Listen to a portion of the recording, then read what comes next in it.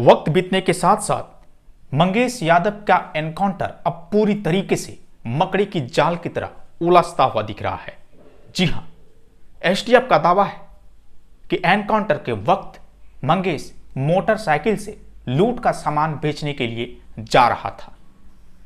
यह एनकाउंटर 5 तारीख को यानी कि 5 सितंबर सुबह 3:15 पर बताया जा रहा है।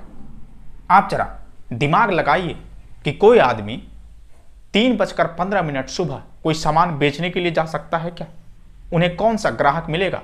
और भारत का कौन सा दुकान 3:15 बजे सुबह खुला रहता है, वो भी सोने का? जी हाँ। अब चलिए बात करते हैं उस मोटरसाइकिल के बारे में जिस मोटरसाइकिल ने इस पूरे एनकाउंटर को उलझाकर सामने ला दिया है।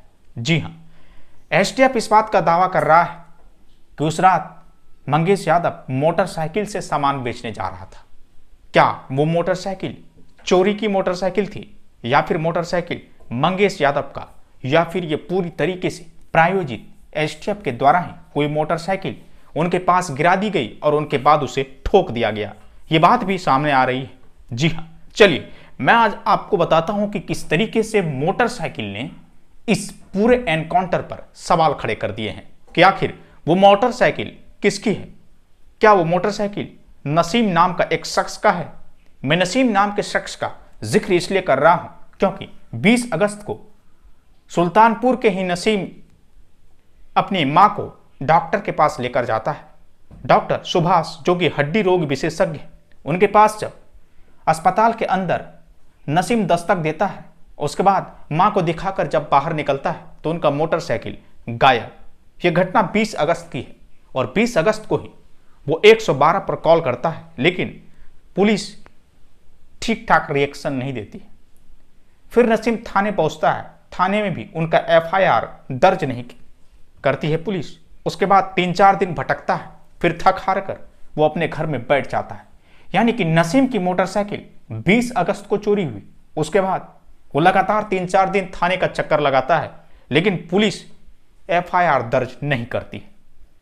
28 अगस्त को क्या होता है? 28 अगस्त को सुल्तानपुर के ही भरत ज्वेलर में जिस तरीके से डाका पड़ता है, उस डाके में करीब 1,40,00,000 के जेवरात चोरी किए जाते हैं। जी हाँ, 5 शख्स दोपहर के 12:17 पर उस दुकान के अंदर दस्तक देता है और पांचों हथियार के बल पर 1,40,00,000 की लूट करके फरार हो जाता है। आप तस्वीरों में देख पा रहे हैं कि किस तरीके से ये पांचों शख्स 2 मोटरसाइकिल पर सवार होकर दस्तक देता है, फिर लूट कर 2 मोटरसाइकिल से फरार हो जाता है। एक पर 3 और दूसरे पर 2 चोर बैठे रहते हैं और सामान इतना भारी कि उसे उठाने में भी मुश्किल हो रहा है, लेकिन किसी तरह उठाकर वो भागता है। मैं बात कर रहा हूं मोटरसाइकिल का। क्या मैं जिस 2 मोटरसाइकिल का जिक्र कर रहा हूं उन दोनों में से कोई एक मोटरसाइकिल नसीम नाम के शख्स का है, जिसका मैंने जिक्र किया है कि 20 अगस्त को उनकी मोटरसाइकिल चोरी हुई है?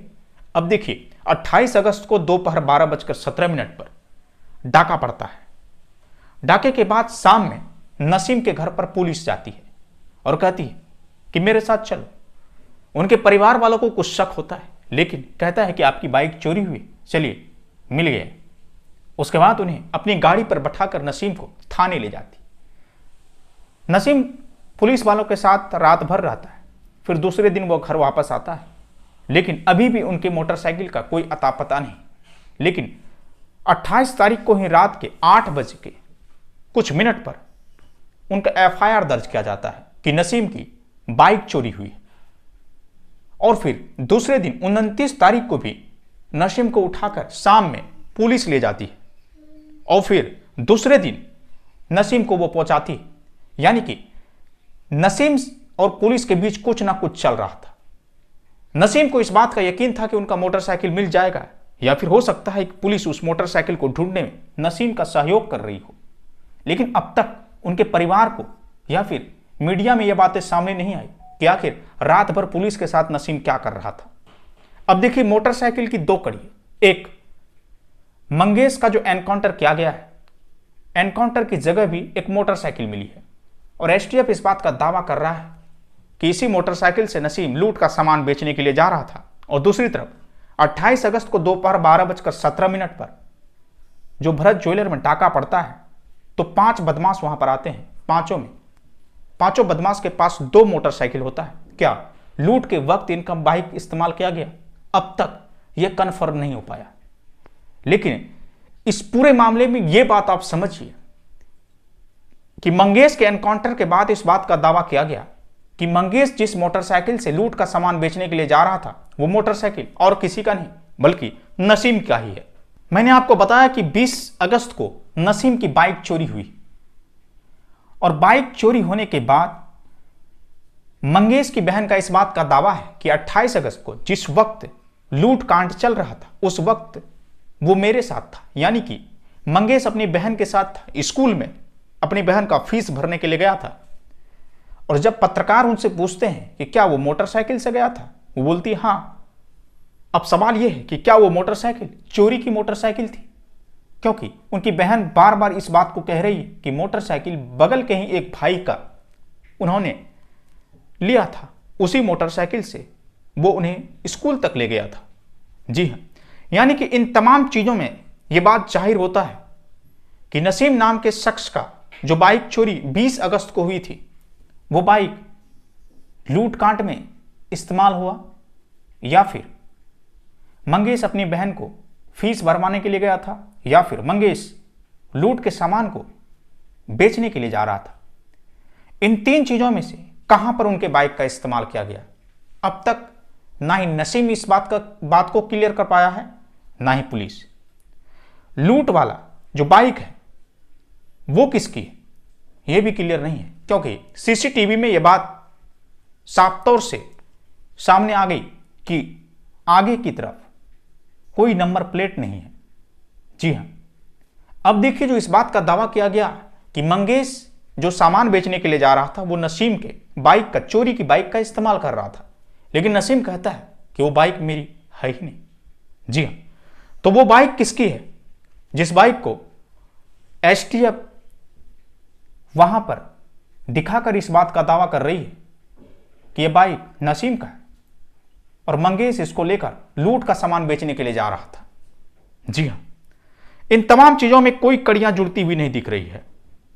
अब यह बाइक पूरी तरीके से एनकाउंटर को उलझाकर रख चुका है और पलड़ा मंगेश का भारी है, क्योंकि मंगेश पर जो आरोप लगे, एनकाउंटर किए गए, अब तक कोई भी पुख्ता चीजें सामने नहीं आई, ना बाइक ना फिर वो टाइमिंग जिस टाइमिंग में लूट कांड हुआ। और फिर उनकी बहन का इस बात का दावा है कि 2 तारीख को मंगेश को पुलिस उठाकर ले गई थी, लेकिन पुलिस कहती है कि मुझे तो गुप्त सूचना मिली और 5 तारीख को 3 बजे सुबह जब मैंने उसे पकड़ने की कोशिश की तो उन्होंने फायरिंग कर दी और फिर फायरिंग में मंगेश मारा गया। जी हां, अब यह एनकाउंटर पूरी तरीके से मकड़ी की जाल की तरह उलझ चुका है।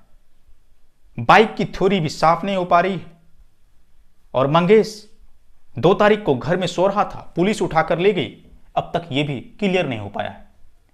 अब यह जांच का विषय है।